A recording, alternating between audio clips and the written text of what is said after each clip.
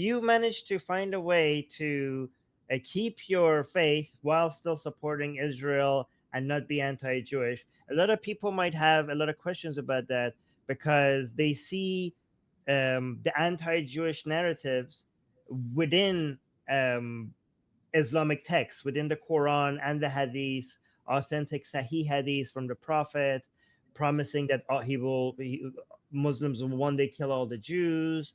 The Quran telling people, Muslims, not to befriend Christians and Jews, to humiliate them, disrespect. Muhammad has a Sahih Hadith telling you that you should be insulting the Jews when you see them in the streets. And also, I think the new faith Islamic, your understanding of Islam, that is that this is something personal that shouldn't be forced upon anybody. But somebody who reads the Quran and the Hadith says, well, actually, the Quran and Hadith make it very clear that this is not personal. There is no Islam and Islamism, because people say there's Islam and Islamism, and Islamism is political, Islam is not political.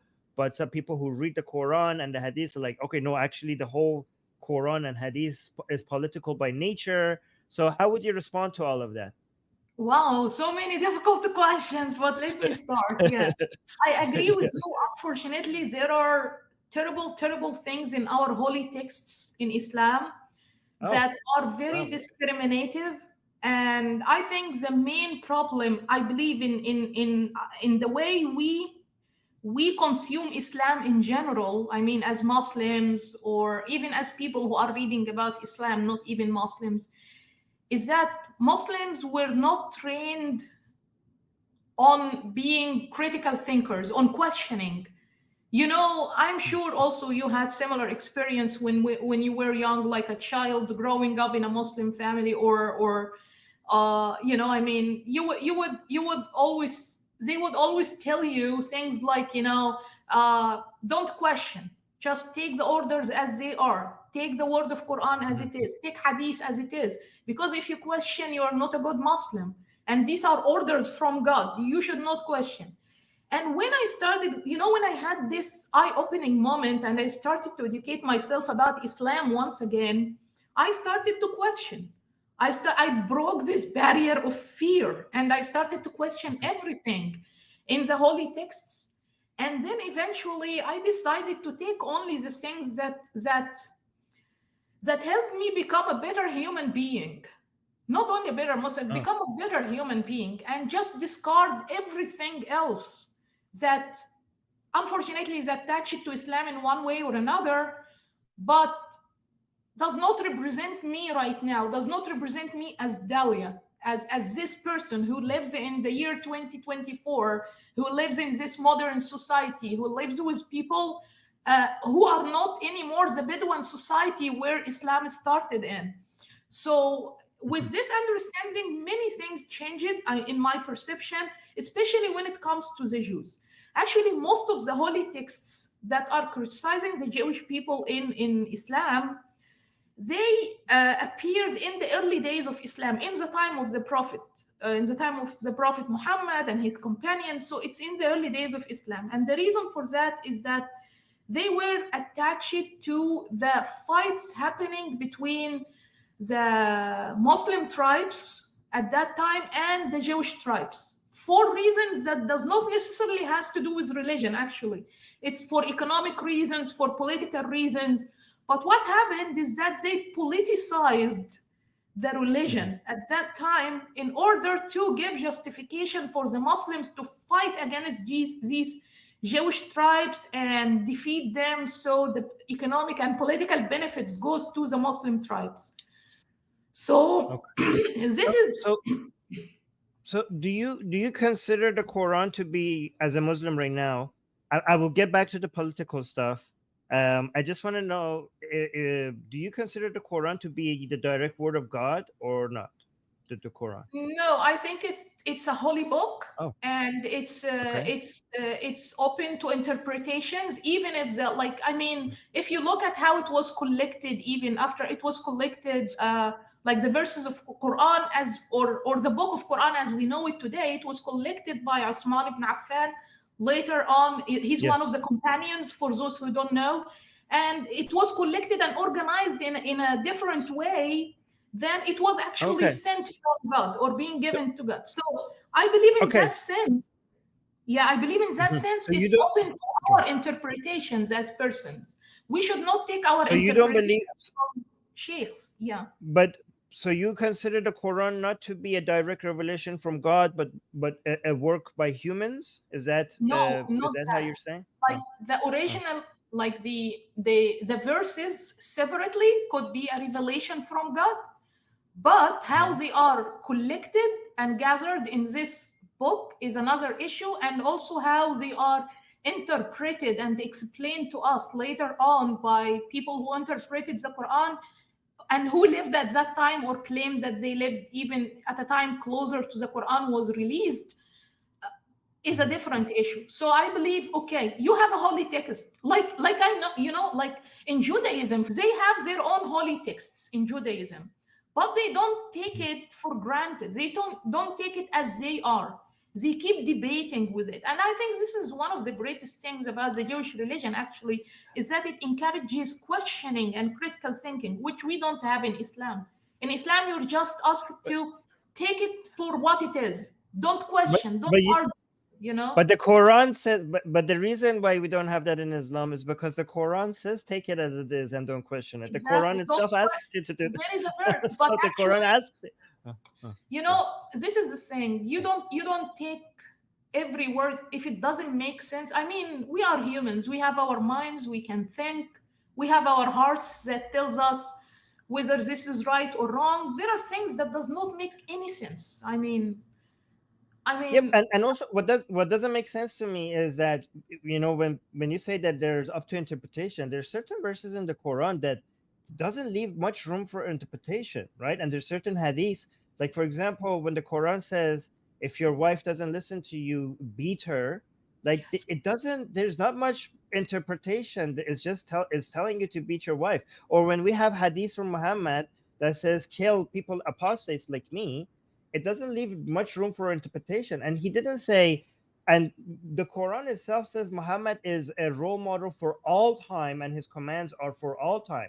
So when you say that this was supposed to be for back then, well, the Quran is not saying that this was supposed to be for back then. The Quran itself makes it clear that all the commandments from the Quran and Muhammad being a role model is for all men at all time, including today.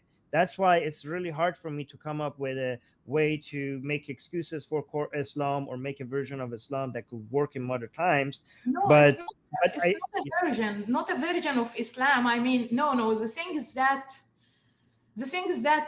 we need to understand that there is nothing wrong with being critical. Actually, I call it, I'm not the only person, by agree. the way, doing this. Actually, there is an entire movement around this in the Arab world right now. And it's mostly led by young people who think that we live in a different age, in a different time, and we don't have to take words that were written like 1400 years ago for what they are in a culture and society that is very different than ours. So Islam, why if not? in So its why not just put Islam aside then, if that's the case? Because Islam was it's for a hard. different I time. mean, look, for me, Why? for example, it's very difficult. I wouldn't be able to live if I'm not religious. I understand completely the people who abandon religion. And I would say some people in my family actually, and many of my friends has already abandoned religion, and our relationship is still very strong and very good. But the thing is that it differs from one person to another. Some people can live without being religious, some people can't. But let me tell you this, actually, even those who still hold to religion like myself, there is I would say some Muslims are not the same. Like, not all Muslims are the same. It's a wide spectrum. You have the jihadists on the far right, and you have the liberal Muslims and the Sufis, whom I belong to, on the far left. We consider ourselves the reformists of Islam, the reformers of Islam. We are trying to Yes. reform the religion that was given to us and we believe in, but make it somehow adapt to the modern age we are living in. And I think this is, I mean, nothing is wrong with that, as long as Well, at the end of the day we believe that it's a personal practice. We are not trying to impose it on other people, unlike Islamists, for example. Islamists are very different from regular Muslims because their mission is to impose their perception of religion on other people, and this is the key issue, I believe. So I'm gonna. People are saying to take it. Amir is saying, telling me to take it easy, not to push back again. So let me tell you that I actually do want to show our disagreement, because I want to show that it doesn't matter if we disagree, because I consider you to be a liberal Muslim, and I disagree with your interpretation and view of Islam.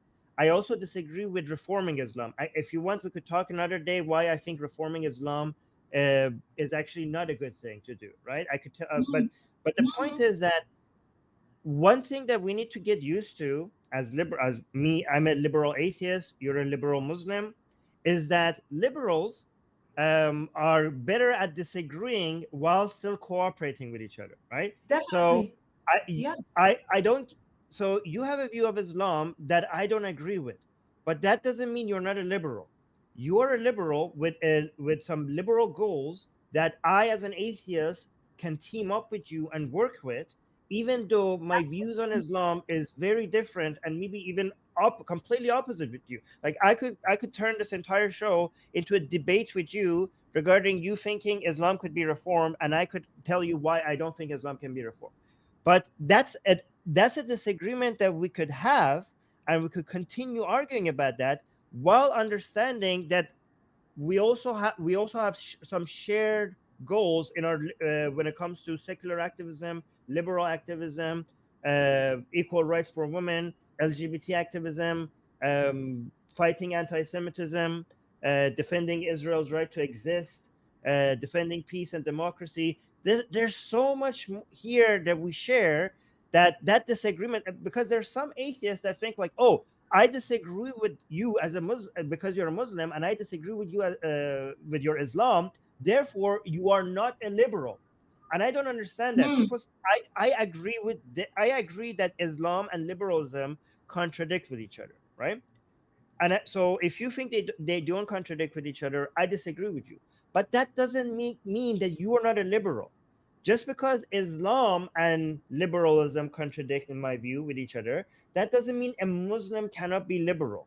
A Muslim can be liberal by them having the wrong view that Islam and liberalism don't contradict. Even though that view is wrong, they are still a liberal as long as they have liberal views and liberal values. Does that make sense, what I'm saying? Let me tell you something. We all agree on one thing for sure, whether we are Muslims, atheists, Christians, Jews, or whatever religion we belong on or we don't belong to. I mean, so the only thing we agree on is that we all are humans. We belong to the same human family, and we all need to work for the good of this human family.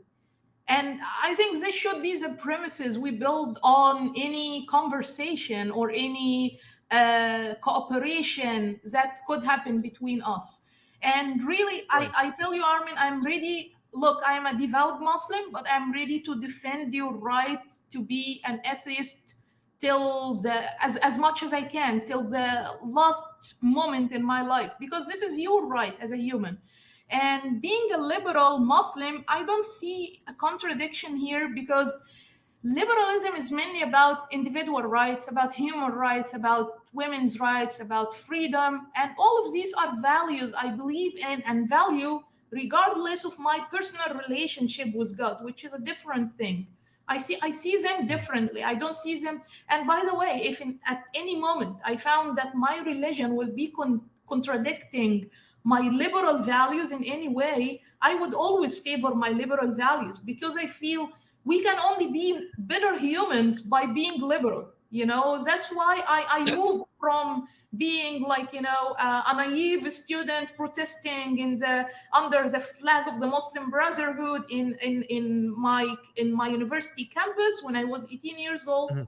into the person who is not shy to criticize Islam right now, despite being a Mhm. Muslim myself. So, So I'm an atheist liberal, you're a Muslim liberal, and we could work with each other towards certain similar objectives. And you think that you could work with an atheist even though they're an atheist? But abs- what if I can work with a Muslim who's a liberal, who's even promoting Islam, as long as they're liberal. But would you mind working with an atheist that is actively trying to fight against Islam, right? I So am. I I'm am. not just an I am. Look, yes, you're I'm okay with part of a great organization. It's called the Clarity Coalition, and this Clarity that. Coalition is working on this purpose, which I told you about, a better good for all humans. We are a group of Muslims, liberal Muslims, of course, because our main fight is against radical Islamists and even extremists. And we have people who come from Christian backgrounds, Jewish backgrounds, and some people who are atheists and ex-Muslims. And we work together in the coalition, hand in hand, shoulder to shoulder, and this is our goal: is to change the world for the better. But That a world what that about can contain not all of us. You know, I mean. right? What not just atheists and ex-Muslims, but what about anti-Islam activists? Could you even work with them as well? It depends if they are hostile, like, it's impossible to No, no, dialogue with. no, no, not I mean, anti-Muslim, not hostile towards Muslim. Like, so for oh, example, I okay. am pro-Muslim, okay? I am pro-Muslim, anti-Islam, right? Hmm. So would you be able to work with somebody who respects you and supports Yes. you as a human, but is against your ideologies? Yes, no I problem. will always Because look for the common this is ground something between us. Of course, I wouldn't mind. I mean, fantastic. because as I told you, religion is something personal between me and God. It doesn't has to do with my relationship Okay. with other human beings. This is fantastic. See, like Oh, this is thank what I want you. to advocate because I want to show that people take disagreements too seriously. People think that disagreements means that we cannot be friends, we cannot work with each other. If I am anti-Islam, that's not that big of a deal. That's just a disagreement. I'm not against individual Muslims. I'm just against your views, and that's just a disagreement that we could have. To be That's fine. honest, Armin, actually, I would respect someone who took the time to learn and choose not to be Muslim eventually after he educated himself, after he done his homework, I would say, and then you decided at the end of the day to be anti-Islam or to be an atheist. This is this is someone I would respect more than someone who didn't make the same effort and just accepted what they were given blindly and did not make the effort. So I would definitely respect someone like you Uh, than an imam or a sheikh who's at some mosque, cursing people all day and night and calling for war and jihad all day and night. I would definitely respect someone like you're you had amazing. more. You're my hero, Dalia. Oh, This is thank you, fantastic. Armin. You have a very interesting Oh, story too. So I mean, you oh are well, you are a thanks. great person too. I mean, Oh wow, thank you, thank you.